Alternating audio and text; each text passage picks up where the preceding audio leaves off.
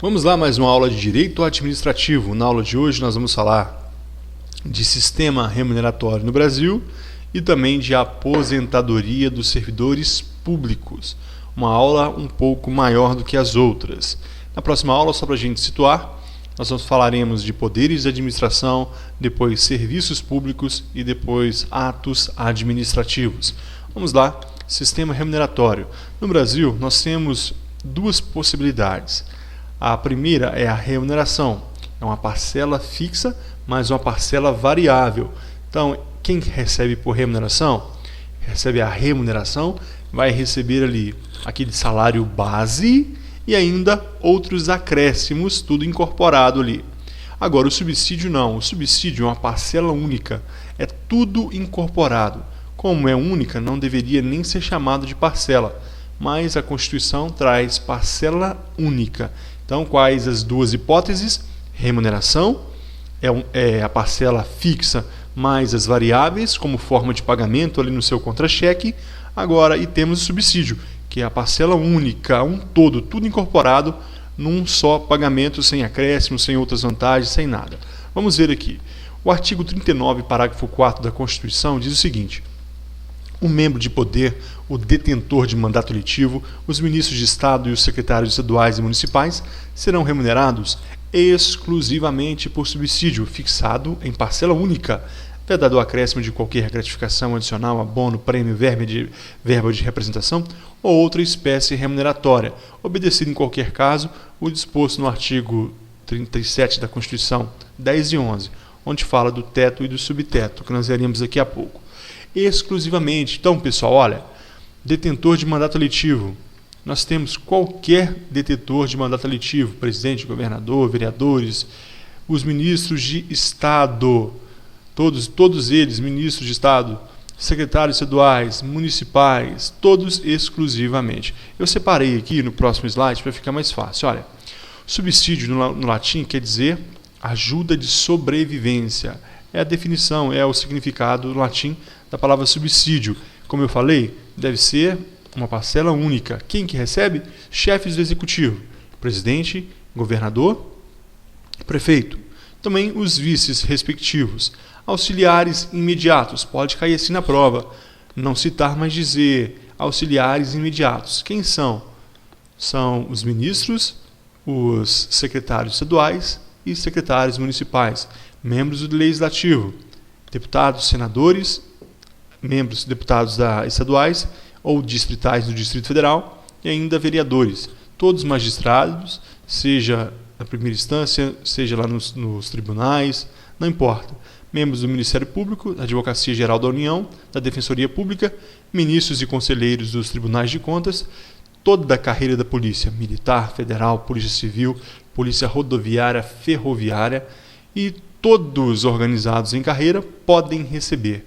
Portanto, todos que são organizados em carreira, qualquer carreira profissional de servidores públicos que tem um plano de ascensão funcional, são organizadas então em carreira. Neste caso, eles podem receber por subsídio.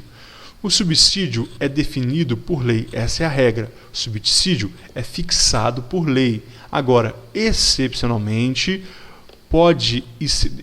será por decreto legislativo, ou seja, não haverá nem a sanção do presidente, nem veto. Haverá, então, decreto legislativo, a fixação do subsídio do presidente, do vice, dos deputados e senadores, dos ministros de Estado e, no âmbito municipal, ela vai fixar a remuneração dos seus vereadores. A Câmara Municipal vai fixar, por decreto legislativo, a remuneração dos vereadores. Então, a regra é: lei fixa o subsídio de todos que nós vimos acima. Excepcionalmente, presidente, vice, deputados, senadores e ministros de Estado, e no município, a Câmara Municipal vai fixar a remuneração dos vereadores por decreto legislativo. A regra é lei, decreto legislativo é a exceção. Como eu falei, o subsídio aqui é a regra para esse que nós vimos. Todos, mandato eletivo, chefe executivo, vice, auxiliares, etc. Todos eles, em regra, receberão por subsídio. Agora, existem exceções. Ou seja, além do subsídio, vai vir ali no seu contra-cheque. O que? Verbas indenizatórias, recebem separadas do subsídio. Exemplo, diárias. Então, a diária, para aquele que se desloca que vai se deslocar temporariamente do serviço a fim de prestar serviço público, vai deslocar de sua sede, ele vai receber diária e vai receber no seu contra-cheque, separada do seu subsídio. E ajuda de custo para remoção. Nós veremos ainda, quando a gente for estudar regime jurídico, que existe a remoção, que é uma espécie, é uma forma de deslocamento do serviço. Um indivíduo será deslocado de sua sede definitivamente para que ele possa prestar serviço. Neste caso, ajuda de custo, 3 vezes o valor do seu subsídio para verba de remoção. É indenizatória e ele poderá receber. E ainda pode vir no seu contra-cheque ali garantia de trabalhadores, por exemplo, terço de férias, 13º. Essas verbas não incorporam o subsídio, não são incorporadas. Por isso nós dizemos que ela é exceção ao subsídio. Pessoal, importante aqui, mais do que o que nós já falamos, é falar do teto. Isso cai em prova muito, teto e subteto. O artigo 3711 da Constituição Federal, nós vamos ver daqui a pouco, ele diz o seguinte: ninguém no âmbito da União pode ganhar mais do que o ministro do STF. Além de ser o teto geral, ele é também o teto federal. Para a esfera federal da União, ninguém pode ganhar mais do que o ministro do STF. Mas ele também é um teto geral. Em todas as esferas no Brasil como um todo, ninguém pode receber mais do que o ministro do Supremo Tribunal Federal. E nós temos subtetos. Na União, é o ministro do STF mesmo. Ninguém pode ganhar mais do que o ministro do STF. No Estado, nós temos aqui subdivisões. No Poder Executivo, ninguém pode ganhar mais do que o governador do Estado. No Poder Legislativo, ninguém pode ganhar mais do que o deputado estadual. Assim como no Distrito Federal, ninguém pode ganhar mais do que o deputado distrital no Legislativo. E no Judiciário, ninguém pode ganhar mais do que o desembargador. Então, observe que nós temos essa subdivisão dentro dos estados. Então, aqui, por exemplo, em São Paulo, ninguém vai ganhar mais do que o governador no âmbito executivo, ninguém ganha mais do que o deputado estadual no legislativo e ninguém ganha mais do que o desembargador no poder judiciário, podendo ser usado também para o Ministério Público e Defensoria Pública Federal ali, estadual. Quanto que é a remuneração do desembargador? É 90,25% do que ganha o ministro do STF. 90,25% do que ganha o ministro do Supremo Tribunal Federal.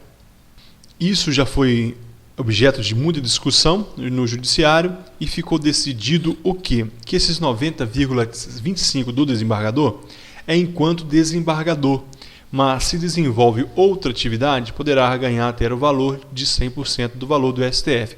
Ou seja, vamos supor que o desembargador ele é professor, à noite ele dá aula, ele é desembargador em Minas Gerais, e à noite ele dá aula de Direito lá na Universidade Federal de Minas Gerais.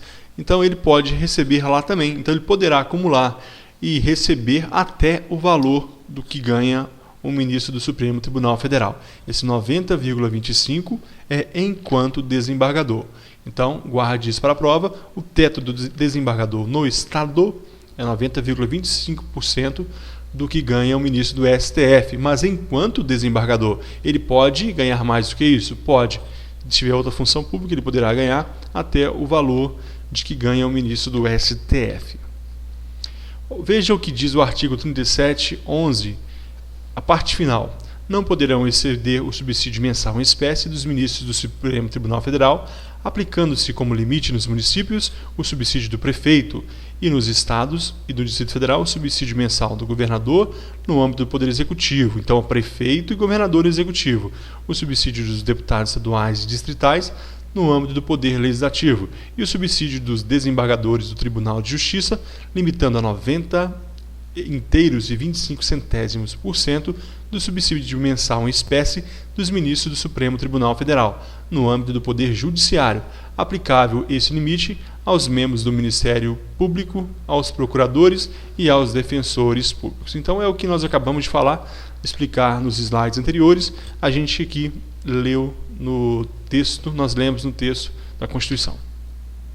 Cuidado, servidores administrativos dos poderes têm como teto o do Poder Executivo. Alguém que trabalha lá no técnico de informática, ali o servidor público é técnico de informática dentro do Legislativo. O seu teto será o do Executivo e não do Legislativo. Então, servidores administrativos de qualquer esfera do poder têm como teto o Poder Executivo, o teto do Poder Executivo e não do Legislativo ou do Judiciário, se eles forem servidores administrativos dessas esferas aí. Pessoal, agora sim chegamos no assunto aposentadoria, assunto muito complexo, a gente vai esmiuçar nessa aula. Eu já adianto para vocês o seguinte: esse assunto em qualquer lugar é no mínimo 4 horas de aula, no mínimo 4 horas de aula. Mas, da forma que a gente vai fazer aqui, nós vamos tentar fazer em meia hora, 30 minutos, destrinchar tudo isso para que a gente não possa errar nenhuma questão na prova.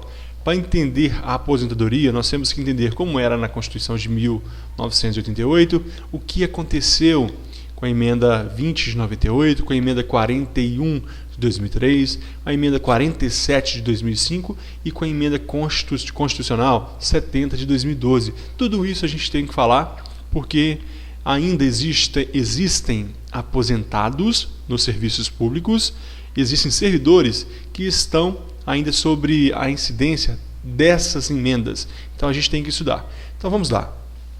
Primeira coisa, saber que nós estamos estudando aposentadoria para o regime próprio de previdência social. Aqui não entra Lei 8.212, não entra Lei 8.213, não tem nem Decreto 3048. Aqui é para o servidor público, é aquele que passou no concurso público, não tem nada a ver com o INSS.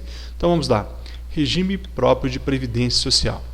Artigo 40 ele diz que é o regime do titular de cargo ou efetivo ou vitalício. Então cargo público, efetivo ou vitalício. Efetivo, qualquer servidor administrativo, Polícia Federal. E nós temos também os cargos vitalícios, por exemplo, juízes. Os juízes, nós já estudamos sobre isso. Os juízes, os magistrados possuem a vitaliciedade. Então, artigo 40 para cargo. Agora, um cuidado que você tem que tomar é que cargo em comissão, apesar de ser cargo, apesar de ser cargo, ele aposenta pelo regime geral de previdência social e não pelo regime próprio de previdência social. Cargo em comissão não entra aqui na nossa lista. Portanto, cargo em comissão é para o INSS. A Constituição garante a contagem recíproca, o que contribuiu em um regime será aproveitado. Isso nós já sabemos. Se alguém migra do INSS para o regime próprio, vai haver aquela contagem de tempo de contribuição recíproca. Se você estudou direito previdenciário você já sabe disso. Então, saber que existe a contagem recíproca. Da mesma forma, se alguém migrar do regime próprio para o INSS, ele vai aproveitar o tempo de contribuição desse regime próprio. O texto da Constituição Federal exigia somente tempo de serviço. Se alguém tivesse 35 anos de tempo de serviço, ele iria aposentar. Mas isso mudou. A emenda Constitucional 20 de 1998, a reforma previdenciária, ela passou a exigir idade mais tempo de contribuição. Então, a partir da emenda 98, é necessário agora haver a idade para se aposentar e ainda tempo de contribuição. Quem tinha o tempo de serviço, por exemplo, eu tinha 20 anos de tempo de serviço antes da contribuição. Aquele tempo foi convertido para tempo de contribuição. Então ele foi computado ali agora como se eu tivesse tempo de contribuição. Agora, a partir daí, eu tenho que contribuir. Então, se eu tinha 20 anos e eu necessito, na minha função, de 35 anos para aposentar, esses 20 anos de tempo de serviço foi convertido em tempo de contribuição, eu preciso contribuir mais 15 anos para aposentar. Então, essa é a regra antes da emenda 20 de 98, emenda constitucional 20 de 98. Essa emenda criou modalidades de aposentadoria e foi colocada ali no parágrafo 1º do artigo 40 da Constituição Federal. Então, 4 modalidades foram criadas. Então, modalidades constitucionais, por invalidez, compulsória, voluntária e especial. Aposentadoria por invalidez. Nós temos, olha, a primeira coisa é saber que a invalidez tem que ser permanente. Se for temporária, não será caracterizada. Ali vai ser ele vai estar de licença e amparado pelo sistema próprio de previdência a qual ele estiver inserido. Então, saber, invalidez é lógico que deve ser permanente. É diferente do INSS. Olha, se for fora do serviço, ele vai receber proventos proporcionais. Ele sofreu um acidente de carro num domingo indo para a praia. Ele ficou inválido. Ele vai receber proventos proporcionais. Proventos é um nome feio que é dado para o salário, a remuneração do aposentado. Então, proventos. Ele vai receber proporcionalmente ao tempo de contribuição. Ele tem 10, ele vai receber X. Ele tem 20 anos, ele vai receber bem mais. 30 anos, muito mais. Agora, se for moléstia no serviço, então doença do trabalho. Se ele sofreu um acidente no serviço, primeira hipótese, doença do trabalho, aquela doença que ocorre secundariamente no trabalho. Por exemplo, alguém que ficava um digitador, ele pegou um câncer de pele porque ele ficava exposto no trabalho ao sol. Durante anos e anos ele pediu para a administração ali colocar um bloqueador naquela janela, colocar um insufilme, nada foi feito. Ele pegou um câncer de pele, é uma doença do trabalho, não é peculiar à sua função. É diferente de moléstia profissional. A moléstia profissional é quando está diretamente ligada à sua profissão. Imagine esse mesmo digitador, ele pegou uma LER, DORT, doença ocupacional relacionada ao trabalho, por lesão, por esforço repetitivo. Neste caso também é a moléstia profissional, então será proventos integrais. Doença grave, aquelas doenças que estão lá, que nós estudamos em direito, lá em direito previdenciário, por exemplo, espondiloartrose anquilosante, AIDS, entre outros.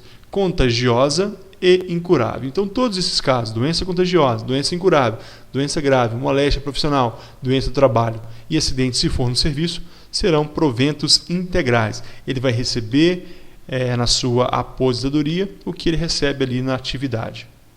Segunda modalidade é a aposentadoria compulsória. Aos 70 anos, eles querem mudar para 75 porque ninguém quer largar nenhum servidor público ali que tem uma boa remuneração, quer largar ali o benefício. Então, hoje, 70 anos, aposentadoria proporcional. Pode chegar aos 35 anos, podem chegar a ser integral se ele trabalhou 35 anos. Ele contribuiu 35 anos, essa aposentadoria será por proventos integrais, mas a regra é aos 70 anos com proventos proporcionais. Se ele começou a trabalhar no serviço público com 50 anos de idade, chegou aos 70, ele vai aposentar com a remuneração proporcional ao tempo de serviço. Se ele trabalhou 35 anos, ele completou o tempo máximo, o tempo de contribuição, ele vai receber a aposentadoria integral. A terceira é a aposentadoria voluntária. Para que ele possa se aposentar voluntariamente, é necessário alguns requisitos, diferentes do regime geral. É necessário aqui 10 anos no serviço público, mais 5 no cargo. Eu entrei no serviço público, por exemplo, com 50 anos de idade. Com 50 anos eu entrei. Eu trabalhei 10 anos no serviço público e mais de 5 anos no cargo. 10 anos no cargo. Então, eu completei 60 anos. Se eu completei 60 anos, eu não poderia aposentar. Mas vamos supor que eu entrei com 50 anos e estou com 65. Eu posso aposentar? Sim. Já completei 10 anos no cargo, no serviço, mais 5 no cargo. Eu vou aposentar, então, com 15 anos de serviço, com proventos proporcionais.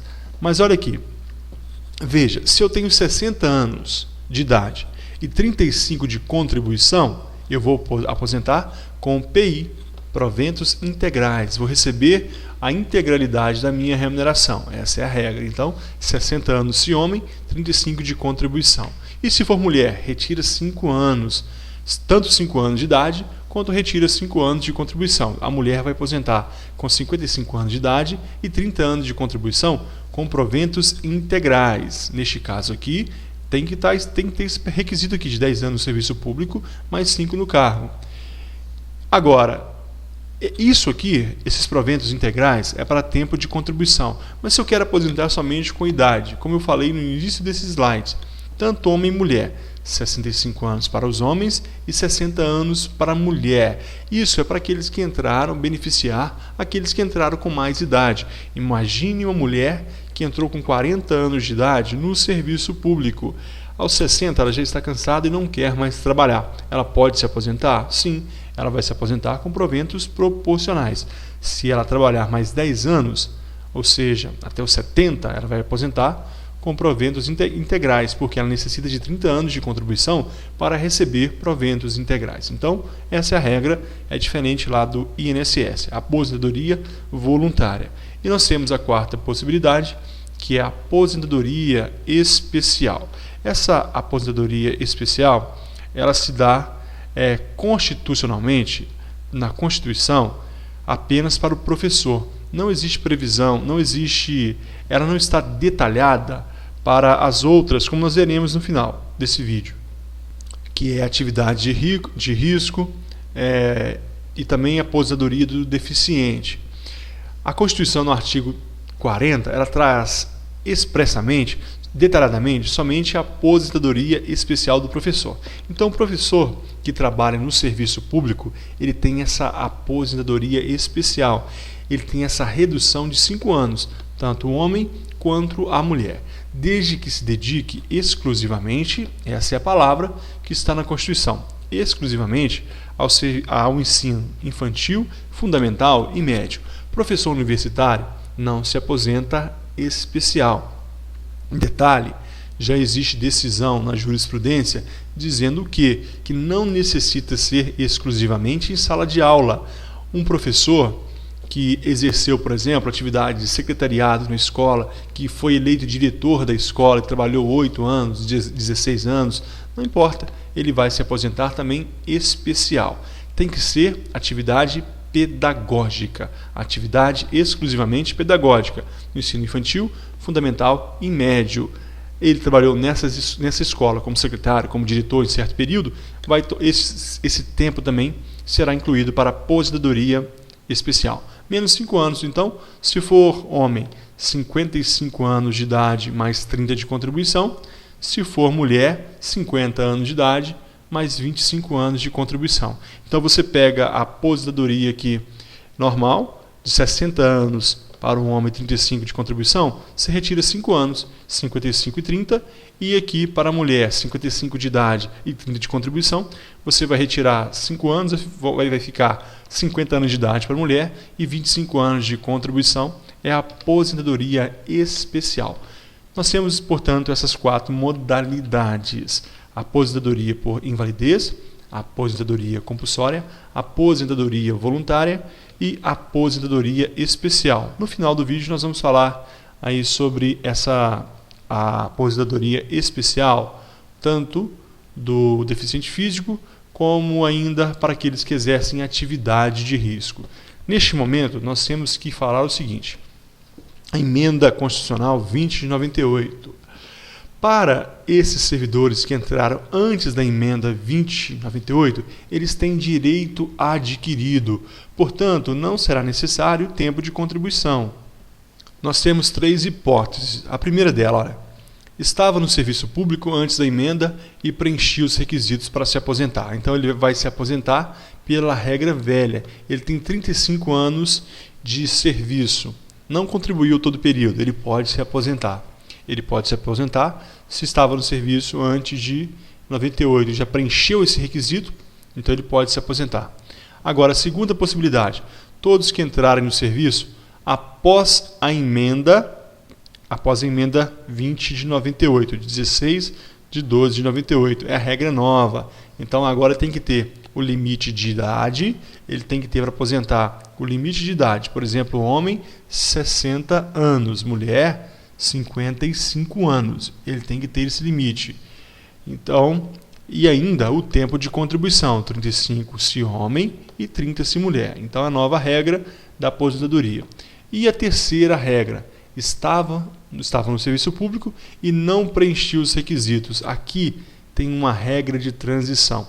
O artigo 8º da emenda 2098 trouxe uma regra de transição para aqueles que já estavam no serviço público, mas não preenchiam os requisitos ainda para se aposentar. Essa regra não é tão boa quanto a regra velha, mas também não é tão ruim quanto para os que entraram depois de 98. Como que é essa regra de transição? Cuidado, nós temos algumas regras de transição de acordo com as emendas. A regra de transição dessa emenda 2098 é a seguinte, olha, está no artigo 8º da emenda 20 de 98, na emenda 20. Os homens, portanto, necessitam então de 53 anos de idade mais 35 de contribuição para proventos integrais. Então é a transição, 53 anos de idade para os homens e para as mulheres 48 de idade mais 30 anos de contribuição. Essa é a regra aqui de transição. Para quem mesmo? Para aqueles que já eram servidores públicos antes de 98, mas que ainda não podia se aposentar. Por quê? Imagina alguém que, no início, né, nessa época, as pessoas se aposentavam muito cedo. Imagina alguém que começou a trabalhar ali com 20 anos de idade. Ele já podia aposentar. Agora, com essa nova regra, ele, portanto, não poderia mais. Então, criou-se essa regra de transição. Permitiu que com 53 anos, se fosse homem, ele podia aposentar, desde que ele tivesse 35 anos de contribuição. Imagina se ele entrou no serviço público com 18 anos. Desde que tinha tido esses 35 anos, ele poderia se aposentar com proventos integrais. E mulher, com 48 anos de idade, mais 30 anos de contribuição com proventos integrais. Só que o que complicava é o tal do pedágio que foi criado. É o nome que deram para a seguinte situação. Não é tão simples aqui esses 35 anos, não é absoluto isso. 35 e 30. Por quê? Tinha esse pedágio. Ou seja, imagine que eu tenha, eu sou homem com 20 anos de contribuição. Então, quanto falta? Falta 15 anos para poder aposentar. Então, na data da emenda, ver quanto faltava. Faltava 15 anos. Então, eu vou pegar esse 20%, eu vou somar mais 20% desse tempo que falta. Então, quanto que é 20% de 15? Dá 3 anos. Então, não aposentar, e vou somar esse tempo com o que falta. Então, não será mais 15, serão 18. 3 mais 15, 18. Então, esse indivíduo iria aposentar com 38 anos de contribuição. Isso para proventos integrais. Se ele quisesse receber na integralidade, ele teria que trabalhar ainda 20% do que faltava. Agora, nesse pedágio proporcional aqui, imagine um homem, aqui o tempo são 30 anos para homens e 25 para mulheres.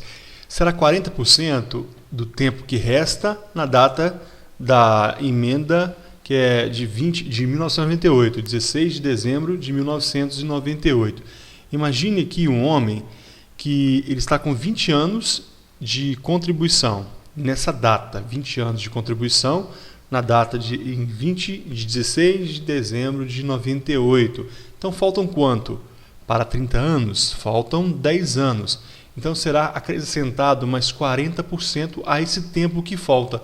Ou seja, ele não vai contribuir mais 10 anos, mas sim mais 14 anos para que ele possa se aposentar aqui com proventos proporcionais ao seu tempo de contribuição. Tranquilo? Então, essa é a regra de transição da emenda 2098. Não preocupe tanto com ela, porque ela já foi revogada. É necessário que a gente tenha um entendimento. É lógico que ela foi revogada, veio outra emenda com o mesmo texto, mas é importante a gente saber como foi esse processo para a gente entender toda essa aposentadoria. Por que temos que saber? Porque existem pessoas que ainda estão sob a vigência dessa regra aqui. A regra de transição é facultativa. Os que não a quiserem podem optar pela regra nova. Qual que é a regra nova? Tempo de contribuição mais tempo de serviço. Ou melhor, desculpa, tempo de serviço, a idade mais tempo de contribuição.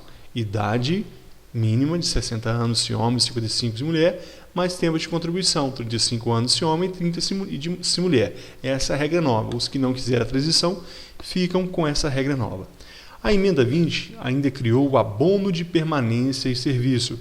O que é isso? A isenção previdenciária para os que tinham direito à aposentadoria permanecessem.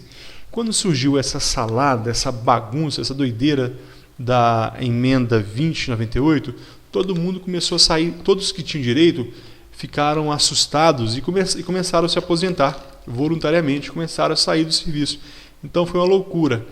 Para que o serviço público não ficasse defasado, foi criado esse abono de permanência em serviço, que é a isenção previdenciária para os que tinham direito a aposentar. Aqueles que já tinham cumprido os requisitos, eles poderiam continuar trabalhando e não ia ter o desconto, aquele desconto previdenciário mais. É um abono de permanência em serviço, foi criado por essa emenda 20 de 98.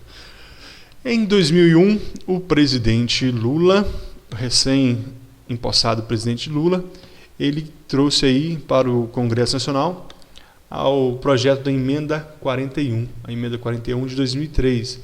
Essa emenda revogou o princípio da paridade e da integralidade. O que é paridade?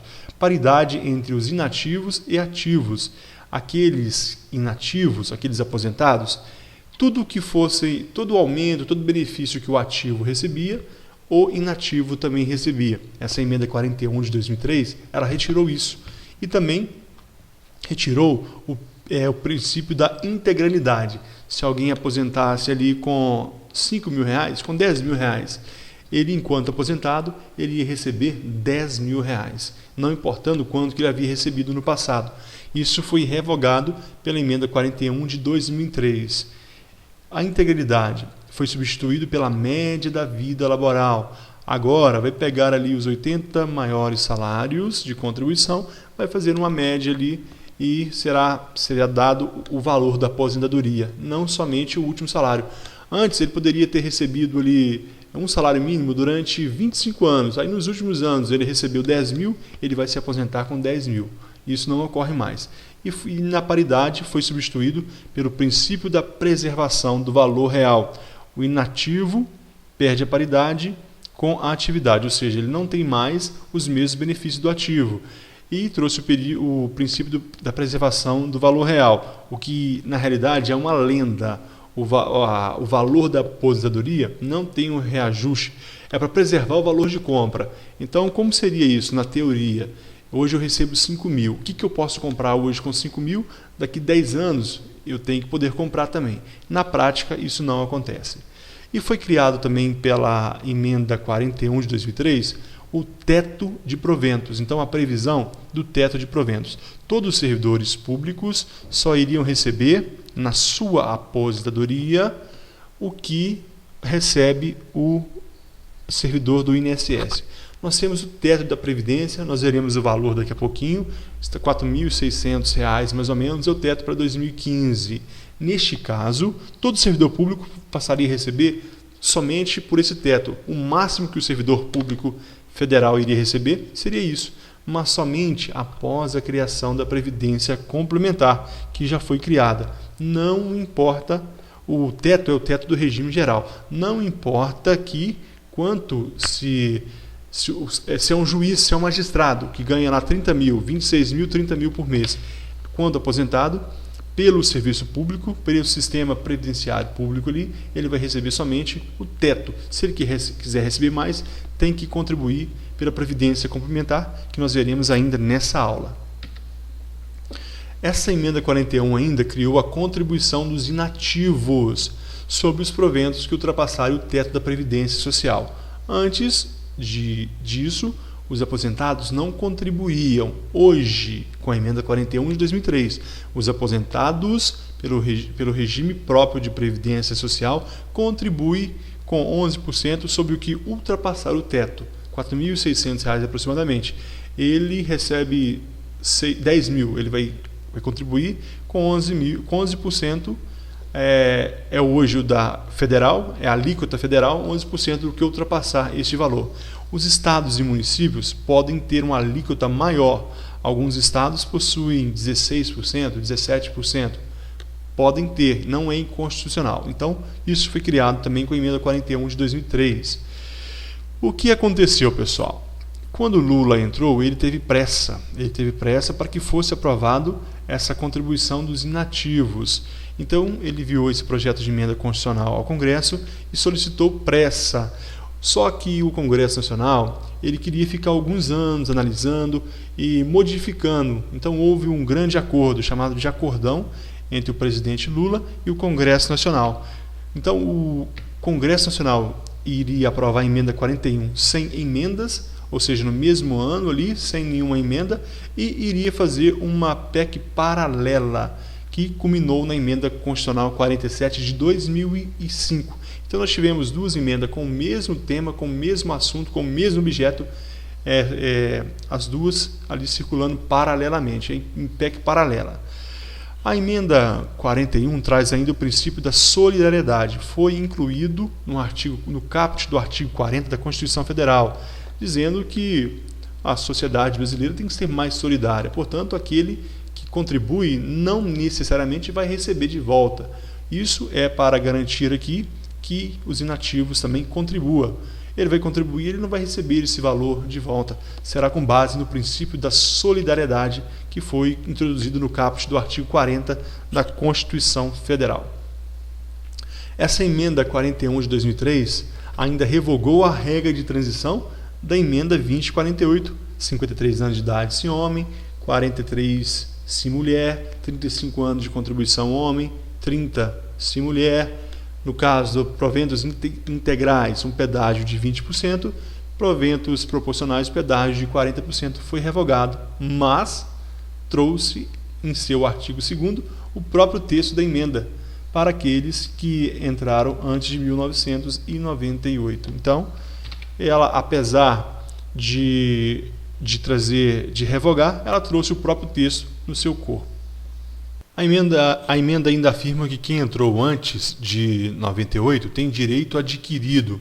Ela trouxe uma nova transição com o mesmo texto e ainda garantiu a integralidade e a paridade para aqueles que entraram antes de 1998. Então, garantiu todo servidor público que entrou antes de 1998, eles têm direito adquirido.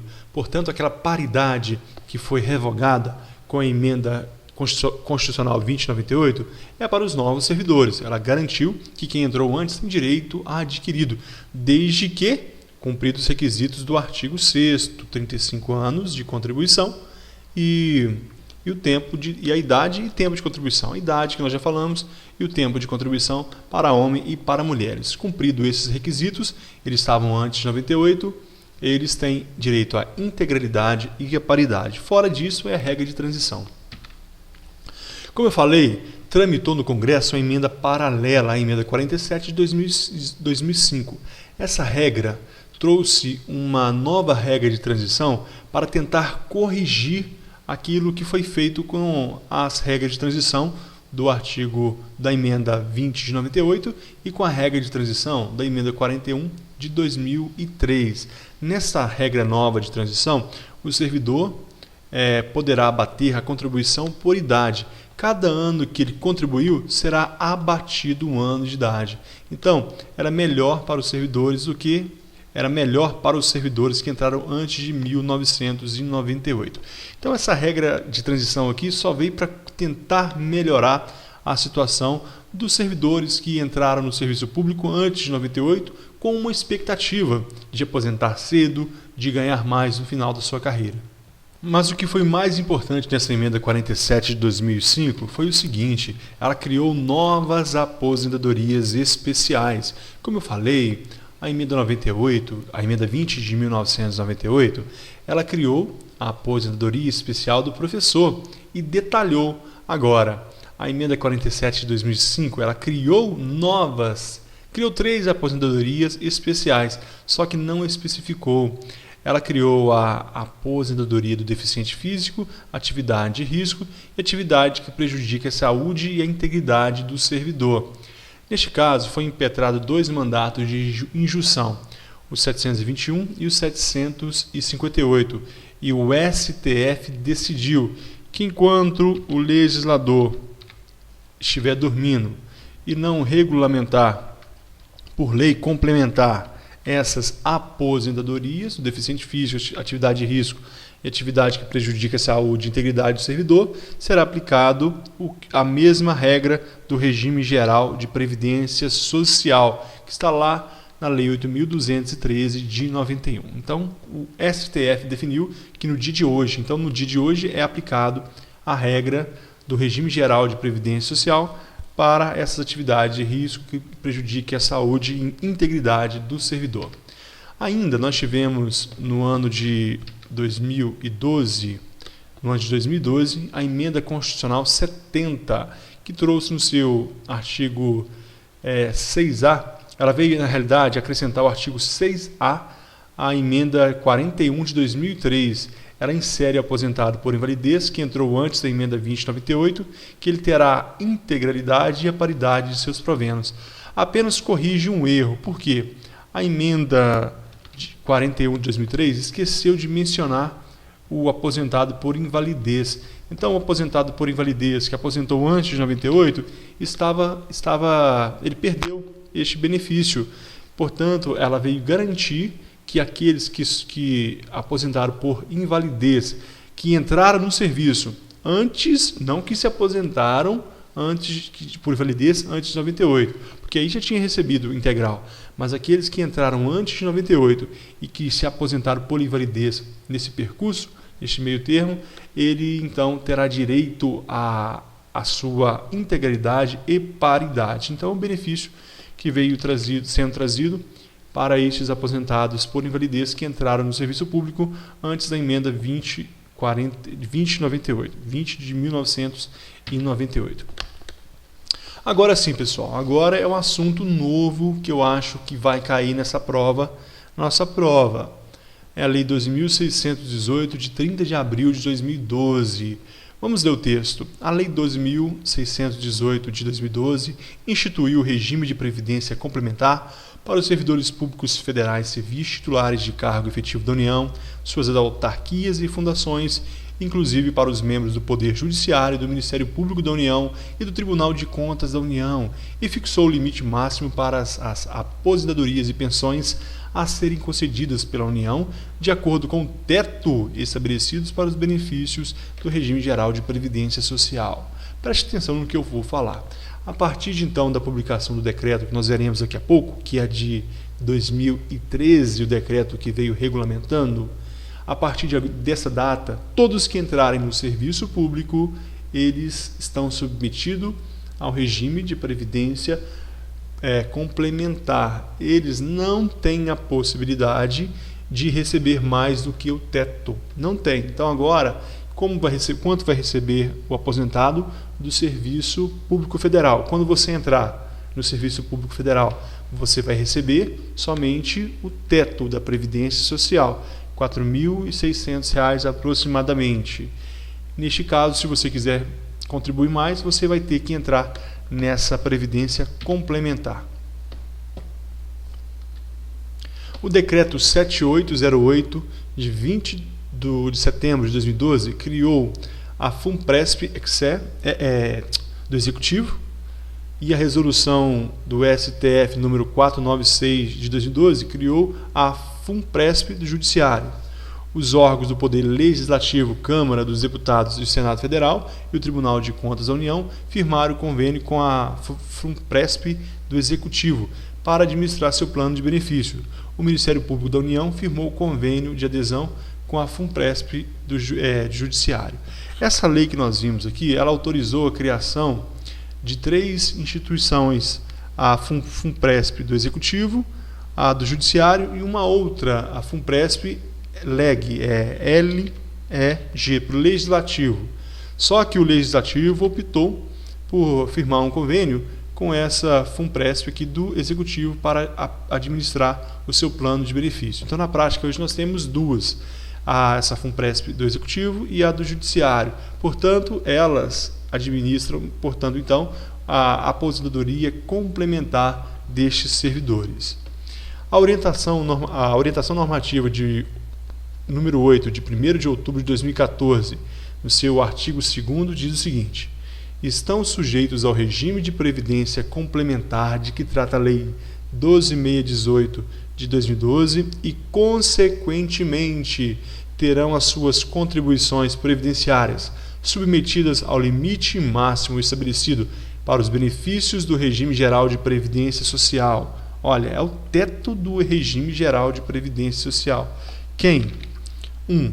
Os servidores públicos federais que ingressaram ou ingressarem em cargo público efetivo no Poder Executivo Federal a partir de 4 de fevereiro de 2013. Essa é a data. Esse aqui é o marco histórico. Isso aqui marca essa previdência complementar no Brasil. Sabemos que ela está prevista desde o artigo, lá no artigo 202 da Constituição Federal, mas ela entra em vigor aqui dia 4 de fevereiro de 2013. Mas nós temos mais informações. Olha o que diz o inciso 2. Os servidores públicos federais, egressos de órgãos ou entidades de quaisquer entes da federação mencionadas no parágrafo 1º do artigo 1 dessa orientação normativa, que ingressarem no serviço público efetivo do Poder Executivo Federal a partir de 4 de fevereiro de 2013, e os servidores públicos federais, advindo das carreiras militares na forma do parágrafo 2º, que tenham ingressado ou venham ingressar em cargo público efetivo do Poder Executivo Federal.